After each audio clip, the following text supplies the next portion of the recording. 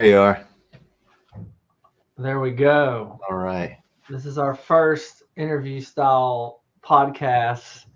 So we have some technical difficulties, but we're here. We're rocking and rolling. So welcome to the Restoration Success Show. In today's episode, we have Scott Miller with us from the Growth League. How's it going, Scott? Hey, Jamie. Good. How are you? Thanks for having me. Doing well, doing well. Well, let's jump right into it. Yeah. Let's start off. Tell the audience a little bit more about yourself and your background and kind of how you got into the restoration world. All right. So I got into the restoration world by finding a franchise broker. I stumbled across one night when I was looking to. I always knew that I wanted to have my own business. I was running a business for an absentee owner for a long time in another industry, in the printing industry, and the plan was to buy it. Didn't work out, so I decided I've got to start searching on my own. So I found a franchise broker on I think it was entrepreneur.com's website, and started looking at everything and anything. Uh, and restoration was one of the things that came up in the search, and so I had never gotten I never had a labor kind of background in my jobs. I was always sales, marketing, management, a lot of management of blue collar. So 11 years in the printing industry. So I started working with this franchise broker, and I really liked what I saw about restoration. I liked the relatively recession-proof nature of the business. I liked the possibility in terms of the profitability, and I didn't want anything having to do with food. I didn't want to be in a mall, and so there were a lot of things that really lined up for me, and so that's how I got started. And you said so you had no prior construction experience. No, For I this? never. I remember when I started, I was like, well, I guess I need to buy a pair of work boots. I never had work boots before, and I need to get some work pants. And I remember going into in our area of the country. So I'm in the Philadelphia suburbs, pretty close to Villanova University. We've got this chain of convenience stores and gas stations called Wawa.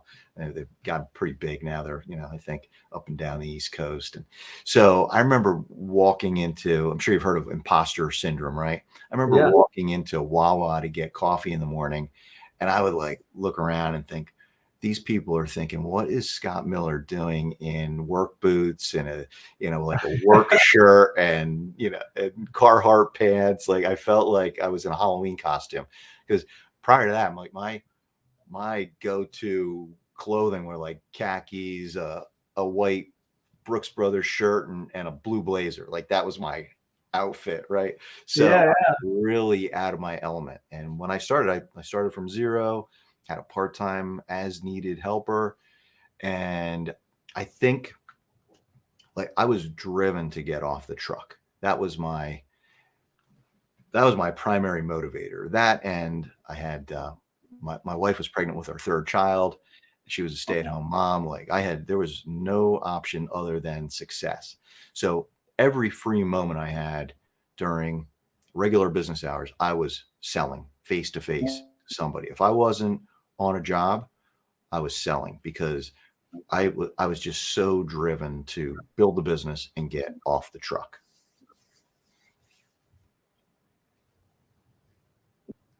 Yeah. No, that's awesome. So it sounds like you were white collar down to blue collar at first, right? And then I was, and and then but you were wise about um removing yourself from the business though. It sounds like you had that in mind from the beginning, which I think is very, very wise.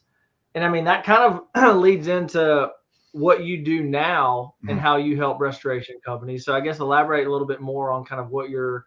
Well, let's start out if you want to tell, because you exited and sold your restoration I company. did. I did. Um, so yeah, I know a lot of because a lot of our clients end up doing that, and I'm sure there's a lot of guys out there listening that they might want to pass this down to their Right. kids maybe, or they're going to sell it. Really would be Right. the two Yeah. ideal exit strategies. But a lot of these guys do want to sell. So can you talk a little Absolutely. bit more about Yeah. that process? It's funny. I was talking with Michelle Blevins of CNR Magazine, and she asked me, one of the first questions she asked me is, well, so you sold, when did you first start thinking about selling the business? And I said, my first sewage job. It was probably about 6 weeks into the business. I thought, I've got to sell this thing. Yeah.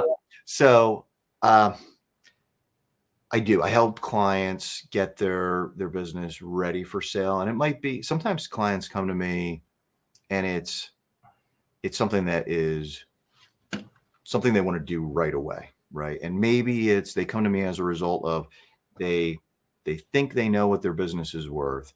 They talk to a broker, and because of their lack of profitability, I'll call it, it's not worth nearly as much as they think. Like they think, well, the top line revenue is this, so my business should be worth X. They come to find out it isn't worth what they thought it would be. And they end up coming to me and saying, like, can you help me get more profitable, tighten up the systems. And I really want to be out of this within a year, or, maybe no longer than 18 months. And then I've got other clients that they know they want to exit at some point, but nothing immediate, like no immediate plans, or maybe it's within the next 5 years. So the urgency level is a little different, and what we're working on is a little different, but it really comes down to, I always say, I want to help. It's a really tough industry, right? I want to help people maximize their profitability. If you're going to be in this industry, you might as well be as profitable as you can be. So I want to help you maximize profitability, reduce the chaos, and then ultimately build something you can sell for a lot of money someday when you decide it's time to move on. Or in some cases, I've got a couple of clients right now that are planning to pass it to the next generation in their family.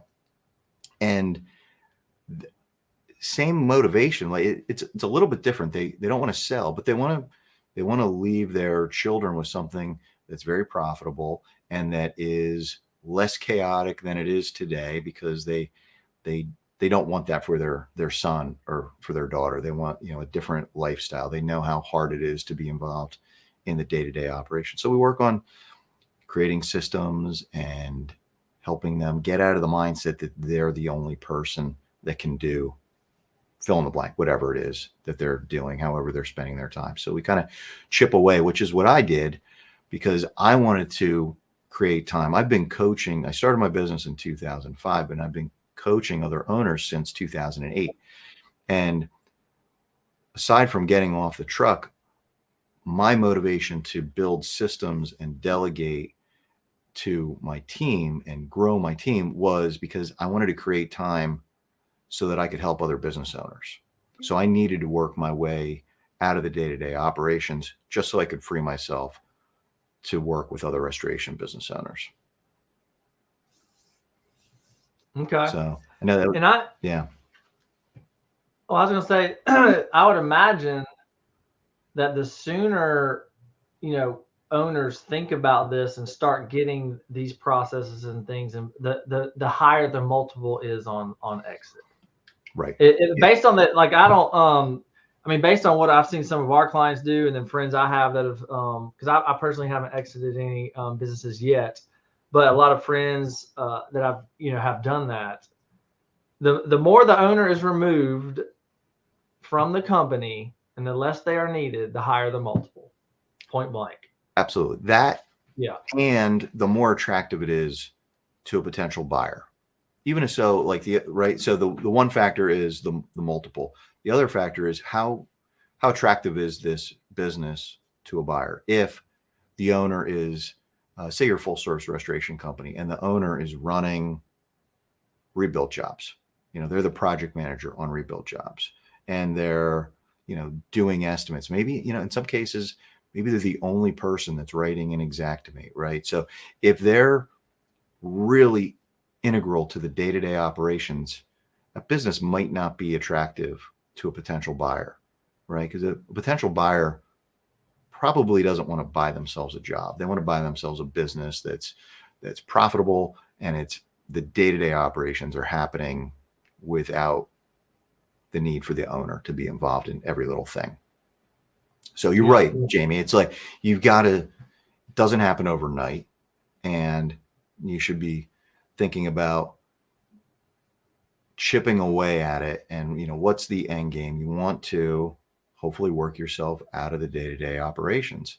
And, the other thing that we haven't talked about is it's really important is so many people aren't paying attention to their financials. They're not job costing. Their teams that are running jobs don't know what their target is for profitability. It's not discussed. It's not managed. So it's something else. And again, that goes back to profitability. A multiple of profitability equals what your exit price is. So Yep. really important. The top line. I talk to people all the time that, like, I talked to a guy yesterday who's relatively new. He's about 550,000 in revenue for the past couple of years, and his net is well over $200,000.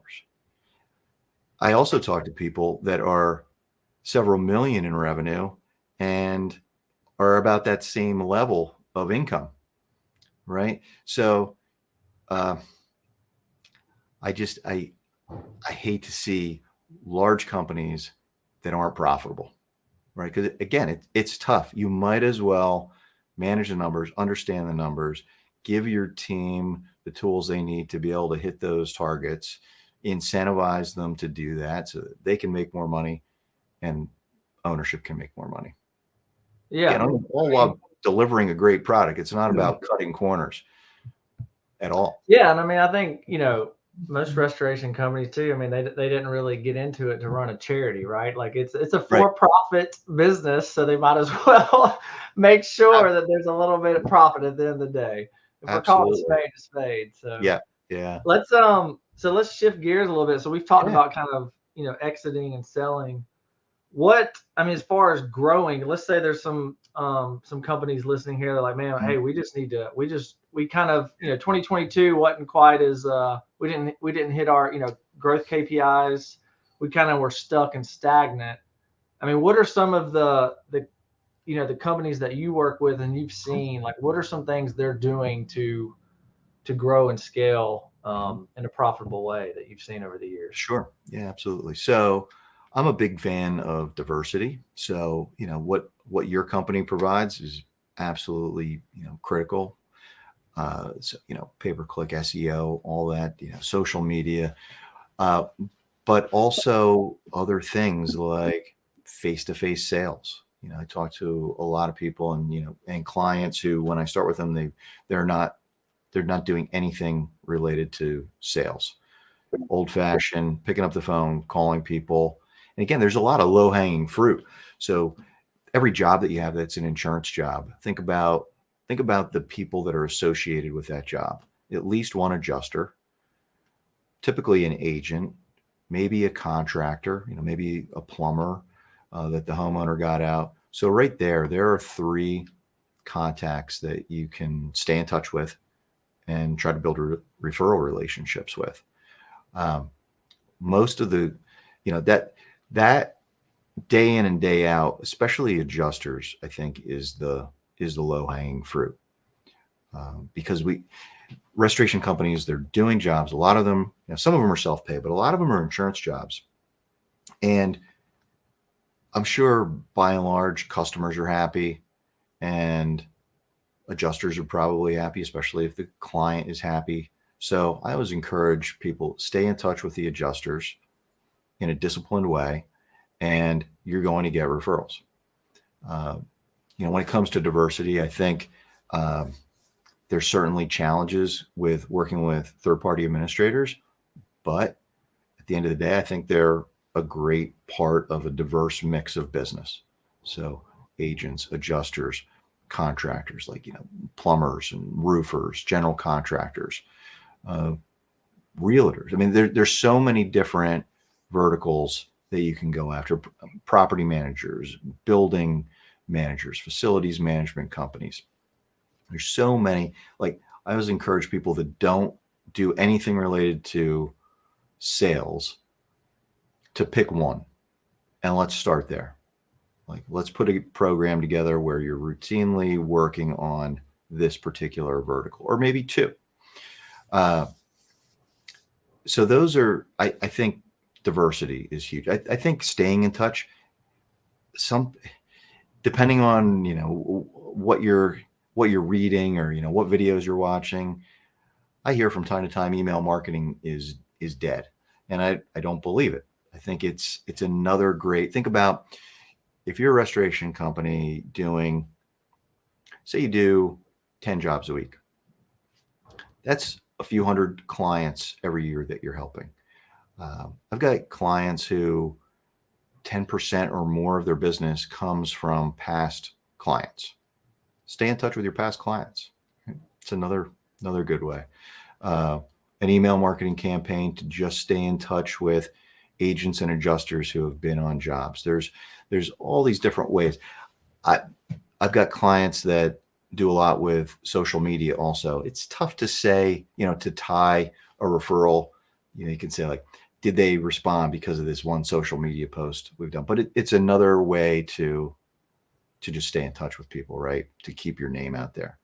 But I think if I owned a restoration business and I wasn't doing anything related to sales and I was just relying on all things digital, that's probably the first thing that I would look to change. Yeah. No, I I agree. And I especially agree with, the diversity aspect. I mean, that is one of the biggest mistakes I see restoration companies make, is like, they're like, hey, I'm already doing pay per lead. And I'm like, well, what else? And they're like, nothing. And I might be like, well, that's why you're, stuck at 750,000 a year and you can't get to 2 million, your goal. I agree 10,000% with that. I call it, fishing poles, right? If you're putting fishing poles in the water, the more poles you put there, the more fish you're gonna catch. I agree. I mean, because we help fix and ramp up the internet marketing piece, but I'm even to the point now where I'm having conversations with them like, what are you doing from an offline standpoint? Yeah. Because you've seen like what all the big boys, I'm seeing 10, 15, 20 million a year, they diversify. Absolutely. Oh, absolutely. Oh yeah, absolutely. Because we're in a low volume game, right? Like it's not like heating and air or plumbing where there's like, 200 calls a day. Like those are lower ticket, high volume. Yep. We're in the low volume, high ticket world, right? Yep. So I agree 10,000%. Here's the other thing too, is making the most of what's coming to you, right? So you probably are recording calls for clients. Yep, absolutely. Right. Yep. So one of the things that I encourage, like, I'll listen to calls with clients and give them feedback. And a lot of times once I get clients listening to calls, a lot of people have these call recording systems in place and don't listen to them, don't utilize them, don't use them as a coaching tool to help their teams. Right. So, measuring closing rate, what's your closing rate on these leads that you're getting? Are you making the most of them? When you listen to the phone calls, you learn a lot. You might learn that what's being said commonly is something like, okay, Jamie, so you told me about your water damage. Did you get a plumber out to your house yet? And then you say, no, not yet. And then you hear the restoration company say, oh, well, give us a call back once you get the plumber out there, and then we'll come out. Like, oh my gosh, like, no, go sign the job. Talk about the plumber when you get there, right? Maybe tell them, shut off the main. Is the main shut off? Great. We're going to be right out there to help you. And then talk about the plumber, referral plumber. But if you aren't listening to your calls, I think it's a huge opportunity. You're going to learn so much about what's being said on the phone. And that if you don't get out there right away, the chance of you getting the job goes down exponentially, right? Absolutely. That's one little tweak that I think you can make right away. Start listening to calls, understand what's being said.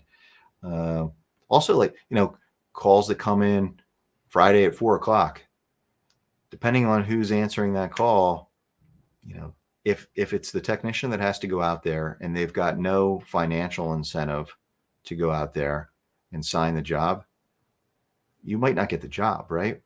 Because that guy or gal probably doesn't want to start a new water job at 4 o'clock on a Friday. So what do you have in place in terms of, I'm a big proponent of performance-based compensation for field, so that they've got an incentive to run the job profitably, to get the job signed, to, when it comes to profitability, not taking too much help, right? Not taking a helper to go monitor or to go pick up 4 pieces of equipment, right? Get them thinking about being profitable. Get them thinking like they're an owner of a small business under the umbrella of the restoration business. But yes, back to the, call recordings it's such a great tool. It really is. And they don't, because we actually monitor and listen to a lot of our clients' calls too for that. I mean, for that reason, because we see, everybody, because sometimes they don't even think about it. It's like, hey, I got leads coming in, but like, how are those? Because, it can, we've seen it happen to where, you can add an extra 20, 30 grand a month easy just by auditing the leads coming in and then maybe changing how you're handling it. And like the plumber thing, like, man, you strut that's like one of my pet peeves, because I've listened to thousands of these calls now. So I start, success leaves clues, right, as the saying goes. So you start hearing the patterns on that. And the call a plumber and call me back, like that one strikes a chord with me. I can't. Yeah. And I learned that one of our clients, he's been doing this 30, 40 years. Huge bit. I learned that from him. He's like, he was like, oh, tell me a little bit more about your problem. And as soon as he knew there's any sort of, mitigation or rebuild, if he could help them, he's like, let me get your name and phone number. I'm going to dispatch somebody your way in 10 minutes. And then he was like, Jamie, I would call a plumber on the way or just figure it out. But he goes, I would go close the job and then deal with it. And I think, even hopefully, nobody listening to this is handling calls that way. But if they are, being strategic, and then to take that a step further, and you touched on this a little bit before, like if you don't already have a referral partnership in place with that plumber, whoever you call, whatever plumber you call, and he answers is like, hey, I get a lot of jobs coming in like this. Like I'll throw some jobs your way, you throw some my way. Yeah. It can open the door for them to get more and more absolutely referral jobs. If they think through it, like you said, like there's a lot of people involved in these jobs. Right. And if somebody would just take the time to like make those reach outs, absolutely, keep that communication going, there's thousands of revenue. And then, a lot of people will also say agent marketing is dead. Agents can't refer anymore, right? It's a waste of time. And I absolutely disagree. Is it harder than it used to be? Absolutely. But is it still worthwhile? I think so. And I think the low-hanging fruit there is you get this job, say something like we just talked about. Now you get out there, it's a covered loss, and you find out who their agent is. You get that homeowner who's probably going to be really happy with your services, with your technician. You get that homeowner to call the agent and say, hey, we had Jamie's Restoration Company out here and they're awesome. Then you have somebody follow up with the agent. Right? If you do a survey at the end of the job, you can take it out to them. You can just go out there and visit them. And there's so many things that you can do to help build that relationship with an agent. So next time something happens, they refer you and they don't say, call the 800 number to their insured. And you can talk to them about the reasons why it benefits them to call you directly rather than telling their insured, their client, to call the 800 number. We could have an hour conversation about that, Jamie. But then that'll be the next time. We'll get you back on here and go down that rabbit hole. And then I'll just give you a preview. That's all about, you want to, as a restoration owner or marketing rep, you want to help that agent with their business. You want to help them build relationships and be more valuable than, the insurance companies that they don't have agents, right? Where the only option is to call in. So you want to help that local agent retain and get more referrals by providing a really high level of service. And that doesn't mean when their client is in need, they had a fire, or they had a water damage and they've been a client for 10 years and have never needed anything. They call and they say, oh no, we can't help you with that. Just call the 800 number. That's not a warm and fuzzy feeling, right? For the insurance agent's client. So, but yeah, we can talk more in depth about that at another time. Yeah. And I mean, just to summarize that, I mean, it can turn into a win-win for all parties involved. The insured gets taken care of by a quality restoration contractor who gets work out of it. And then the insurance agent, if the restoration company takes care of them, is able to keep that insured around, which helps their loss ratio, right? So it's a win for all parties involved. Absolutely. Everybody would just to think about that. So what we kind of touched on this a little bit, but is there like, and diversity might be the answer to this. I think, one of the biggest mistakes I see restoration companies make is the lack of diversity in their business development efforts. Kind of, if I had to summarize it, I mean, would you kind of agree to that, or like, what are some of the biggest mistakes? Because more and more people come to me with, I feel like all of our eggs are in one basket with, and it's a couple different scenarios. One is we get all of our leads from plumbers, and we're paying these plumbers. They keep asking for more and more and more. We're up to $800, $900, $1,000 per job. And in some markets, what's starting to happen is plumbers are looking to get paid twice, once for the lead, and then again, if the company signs the job. They want to be paid just for the lead. Historically, it's always been you don't pay the plumber unless you get the job. Well, now they want to get paid for the lead also. So all of our eggs are in one basket with plumbers. All of our eggs are in one basket with TPAs. That's the other. All of our eggs are in one basket with pay-per-click. It's all we do. We have a pay-per-click campaign, and maybe we pay a lead gen company. And usually it happens because of something painful. A big plumber relationship goes away for some reason. Maybe restoration company, next door starts paying another $100, and that plumber goes away, right? Or the TPA suspends you, and all of a sudden they're a big part of your business, and like a light switch, revenue slows down. So that's usually when somebody comes to me with, I want to work with somebody that can help me put a plan together to diversify referral sources. It's usually because of something painful, unfortunately. Mm-hmm. Well, I think that's where, I imagine you probably help your clients avoid that as we do. It's like, because we have online marketing and offline conversations with our clients, just because, again, we don't, we care about our guys. We want to crush it. And I imagine you do the same. And that's where you just kind of like sometimes bringing it into their awareness, and everybody listening right now, just think about that. Because you do not want to, you want to like fix that problem or before it becomes a problem, right? A real problem. Like it can be like a real problem. Like you said, if you got one source and that source dries up, like it is no bueno. I had a local competitor a long time ago, and 80% of his business was from one carrier's vendor program, and overnight that program went away, and he lost 80% of his business. Luckily, he didn't go out of business, but it was painful. Had to lay a lot of people off, and so I think, and I heard that story, and I knew this person, met him shortly after I started my business, and I thought, whoa, like I never want that to happen. I've got to get a little bit here, a little bit here, a little bit here. And that's one of the nice things. Again, it takes time. All these things take time, discipline. You've got to keep doing it over and over. Nothing happens overnight, but it's one of the nice things about agent marketing, because it's just, if you can get, the first year you do it, maybe you have 10 or 12 agents who have referred you. And then the next year, maybe 16, 20.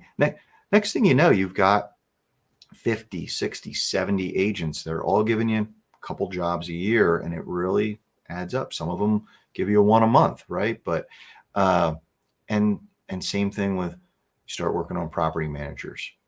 Again, like it's hard, and you might, when you start, you might say, this isn't working, right? They all have relationships with restoration companies that are bigger than me, and and we don't do rebuild. Like you can talk yourself out of just about anything, right? So I like Yeah, no, I to agree. encourage people, like just keep putting the time in, and things are going to happen. It's not going to happen overnight, but over time you're going to look back and say, I'm so glad I started doing this. Like that, I won't get it right. I'm not great with remembering how sayings go, but like the best time to plant a tree, you know, was 25 years ago. The next best time is today. Yep, absolutely. That was good. That was good. I think that's Something like that, right? close enough. You Close get the enough. idea. Yeah, that was good.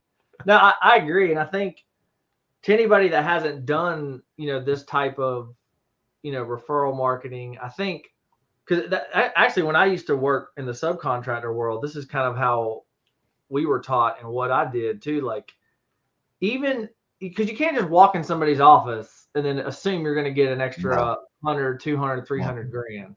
But what we used to do is like, I remember I had 5 general contractors. Now, I would play golf with these guys. I would go to happy hour with these guys. Mm-hmm. But like I had 5 relationships and managed 5 to 6 million in construction projects a year from those 5 people. Right. Like, but I understood, like walking in, like that doesn't even count as like doing anything. Like and then month 2, month 3, Right.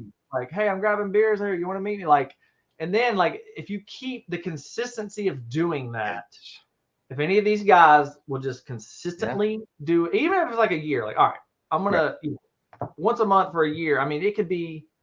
I think it's a lack of consistency too. Yeah, I couldn't agree more. Like I have so many.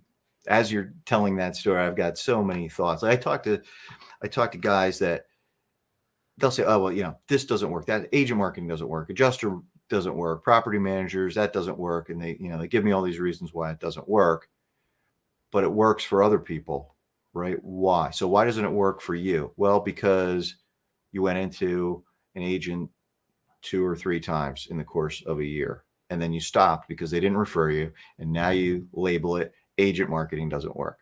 Or you've called an adjuster a couple of times and say, hey, do you have anything for me? And they don't. So you stop because you say, well, they've got their favorite guys. Then they're going to just keep referring them. They're not going to refer me. And it's never going to work if you stop, right? You're never going to get work from whoever you're trying to get work from if you don't keep trying. My mantra was always, everybody's going to refer us. It's your job. Like if I'm talking to one of my sales reps, it's your job to make that happen and figure out how to shorten the amount of time it's going to take to happen, but have the mindset that they're going to refer. It's just a matter of time. And it's my job to make it happen sooner than later. Yeah. But if you stop trying, you've assured that it's never going to happen. Yeah, it's definitely not. And that's what I'm saying. There's I think it's just doing the reps. Consistently doing the reps, and then obviously using some people skills along the way to like, if this person likes golf, if you take them to a couple rounds of 18, they're it's like the law of reciprocity or whatever it's called, right? Like they're eventually going to be like, dude, I know we normally throw it to ABC Restoration, but I'm gonna throw you a bone. Yeah, and then absolutely. When you knock it out of the park for exactly. their sure, they're like, wait a minute, like, maybe I need to load these guys up a little bit more. Yeah, exactly. Yeah. I think our connection is getting a little spotty. What like, yeah, let's let it catch up for a minute. Okay. Can you hear me okay now? Yeah, perfect. All right. Well, it wouldn't be a live podcast without some hiccups. Yeah. Let's all right, so let's shift gears kind of like, and I feel like we're getting ahead of ourselves because I already thought of some things before I asked this because we kind of just covered it. But is there like a certain personality trait or strength that you've noticed from like the restoration companies that crush it? Like, is there like a personal character trait or skill set or, something that you've kind of noticed like, man, these guys are going to crush it. I just know it. Have you seen a pattern there? Yeah, I think one of them is definitely discipline. And it's such a broad word, right? But it's being really focused on what you want to make happen, and just being relentless, not giving up, just continuing to chip away and make progress, and understanding that if you want to make a big shift in the business, it's not going to happen overnight, but having that vision for what it is that you want your business to look like, and just staying the course and being really disciplined, sharing. I think owners that share with their team what they want, and aren't, see, what one of the, I'll segue a little bit. One of the most influential books to me has been in business has been Traction by Gino Wickman. And so yeah, you and I, well, we've talked about, yeah. So it's right here. And so back to the personality, right? And I'll try to tie this in. If you've got a system that you can follow, and you can be disciplined with it, even if it's not Traction, even if it's, say, like, owners that are really successful are disciplined. And it might be around when they start to work with me, and even owners that don't work with me, maybe they don't have a great understanding of their financials, like I didn't when I started. I had zero understanding of financials when I started, but the pain got so great, at about 2 years into it, that I decided I've got to do something about it. And it was uncomfortable. I was out of my element, but I just stayed the course, did the research, made sure that I learned, made sure that I implemented, and just kept chipping away at it. So I think regardless of what it is that you want to make progress with in the business, it's that understanding it's not going to happen overnight, and being disciplined, and just continuing to stay the course, and sharing. The other thing that's really important is sharing with your team what it is, your vision for what you want the business to look like. Because if you're trying to go it alone, I think it doesn't work. So I think owners that I've worked with, and that I know, that I haven't worked with, just friends in the industry, they're really good at sharing the vision and getting the team to buy in, and just being persistent, and not giving up on what it is that they want for their business. Yeah. And it's tough to do, but definitely worthwhile. Yeah. And I'll run with that for a minute, because I agree. And since we brought up Traction, I think we run our business on Traction, and something that you just touched on, it's been life-changing for our company, and I'm involved in some other companies as well. And I'll never be involved without this coming up and this being handled, is looking at yourself first. Like me personally, I did this, right? I'm a visionary 10,000%. If you're a visionary, you better find you an integrator. Yes. And that is where it gets dangerous in a good way. So a lot of people listen to this podcast, like I was reading an article the other day, like they're more likely probably a visionary. A lot of entrepreneurs are not everybody, but a lot are visionaries. So if you are a visionary, because I agree, the discipline is a huge piece to this game too. But you said something, and this is something, I mean, it took me a little, I'll admit, I did not know this coming out of the gates. And like, if I would have known this 20 years ago, I mean, who knows, you know what I mean? But to help you with the discipline part and the consistency part, you need an integrator. And what happens here is they take your vision and they make it happen. And then they layer in the accountability to where there's like, it's not like, so now it's like, it's getting done. Right. And then the integrator is there to make sure it gets done. So when it comes to serving our clients, and it could be, now that process is not like a one-day thing, like you said. Yeah. But I think it's been life changing for us. And like I said, I will never be involved in anything without doing that. And because it is just, and it also takes, because I've been studying this a lot too, is being able to set your ego aside and admit that we all have strengths and weaknesses as human beings. And then like it's okay and to just to get Mhm. over it, but hire out your weaknesses. Yes, It's like pouring rocket fuel on the engine. I mean, it is like, so I think, I mean, this is, absolutely. I'm glad that came up because there's some huge epiphanies I've had recently, and people I've observed and watched. Like, I mean, you know, nine figure. I mean, the big boys, Mhm. they think about this Oh yeah, and they take yeah, that into account. So I agree, and I think that kind of, you know, that connects everything that, you know, we've kind of covered on. Just thinking about that. So what? yeah. Let's you know, it can't. Well, maybe it can be traction, but so what's one of the most impactful books you've read over the years? Um, Yeah. it, it can't be traction, but has there been One of traction? yeah, Could I've be got one, but is there so any others? one of I'm a big fan of John Maxwell. So Yeah. one of his books is called The Five Levels of Leadership. That that's a great, if you haven't read that, that's a great one.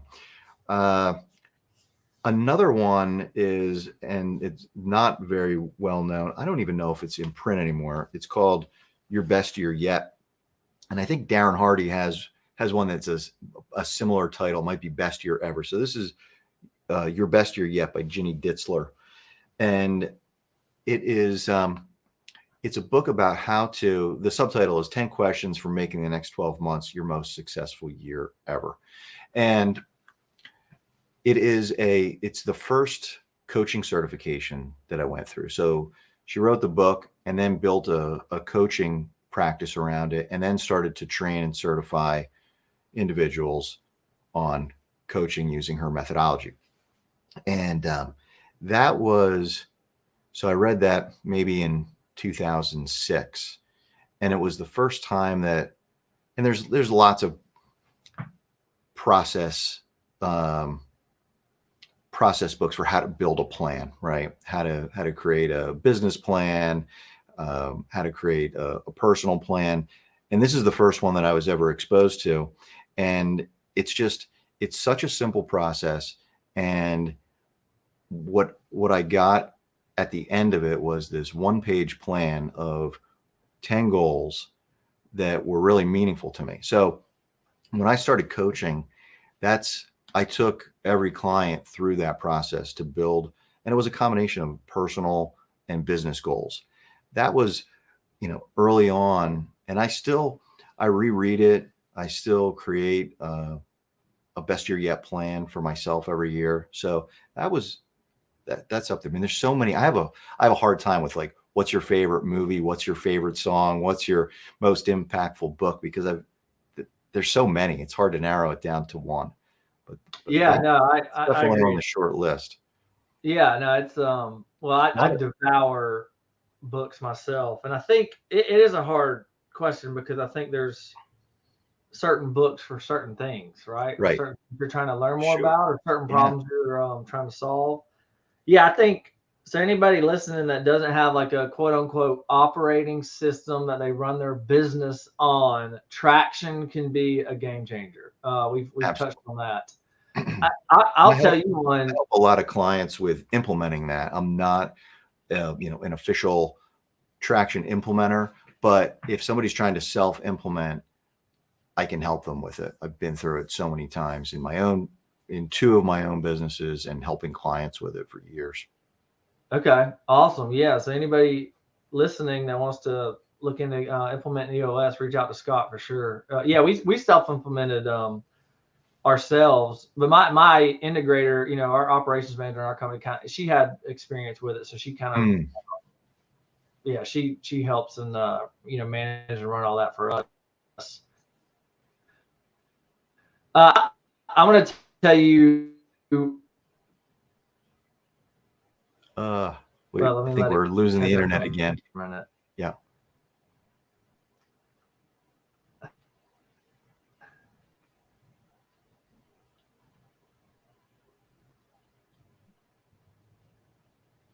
Yeah. All right, I think we're back. We're back. Okay, good. Yep. All right. Because I want to recommend this one to you because it's I joke with my team about this because I had my leadership team read it as well. It's called Principles by Ray Dalio. Okay. Now, I highly recommend you read it. And this is kind of an off the wall recommendation because who Ray is, I don't know if you've heard him, but Oh yeah. yeah, have you heard him? Yeah. So one of the largest hedge funds in the world, right? Mhm. And I know that's not restoration, but sometimes it's that's where we get a lot of our innovation from is, sometimes you gotta go look outside the Mhm. normal world you're in to bring in some stuff that's next level. So that's kind of what, I look to do. I'll check it And out. I highly recommend Principles. I reread it once a year now. It's that powerful. All right. It is just read it. Put Principles by Ray Dalio on your list. It is I will. man. Well, I always say, like I just said to my daughter last night, I wish I could speed read because my pile of unread books is growing, and I've got so many others on my list that I haven't bought that I want to. So I use Audible. I try to when I'm in the car, try to consume some new information using Audible, and I try to read as much as I can. And so I'll put that on the list. And I don't, I heard this from somebody. I mean, this might be a little crazy, but this is something I do sometimes. Is I read it and do the audio book of the same book. Absolutely, that's how I Traction. That was a huge help. Yeah, and again, I don't because you get. I'm not gonna lie. Like back in the day, you're like, oh yeah, I read 50 books a year. I'm so cool. Like, and then now, as you get a little wiser and older, you're like, dude, it doesn't like. You have to change a belief or an action to like, you know what I mean? Like, so now that's why I'm like, dude, just pick 5 books and go deep. And that's what we're doing with Principle. And it's, again, that's something I wish I knew 20 years ago. So like, and so now I will listen to it and read it because sometimes you'll hear something like, oh man, I don't remember reading about that. But guess what? The book just plugged that gap that I had. And then, you might, because it's, we're always trying to improve and grow. And I think that's a little tidbit that I don't know. Just a thought if anybody wants to go deep on any topics. That's a great recommendation. I thought I was the only one that did that, Jamie. Yeah, no, I thought I was the only weirdo out there too. So I'm glad you. Well, at least there's 2 of us. yeah. At least we might be the only 2. But no, I think it can definitely help. Well, yeah, I appreciate you coming on the podcast today. What if somebody wanted to hop on a call with you or learn more about Scott Miller and the Growth League? What's the best way for them to find you online? Best way is just go to thegrowthleague.com. There's a link to get on my calendar, book a call with me. The other thing you could do is you could go to YouTube and search Scott Miller, the Growth League, and take a look at some of the videos I've posted there talking about sales and profitability mostly. Okay. Awesome. Book a call with me. Awesome. Well, appreciate your time, Scott. Hopefully, I think the listeners got some good value out of the call, and we'll have to get you on the calendar for a part 2 sometime. Sounds good. All right. Thanks for having me on. All right. Yeah, you're welcome. Have a good rest of the day. Jamie. All right. See you.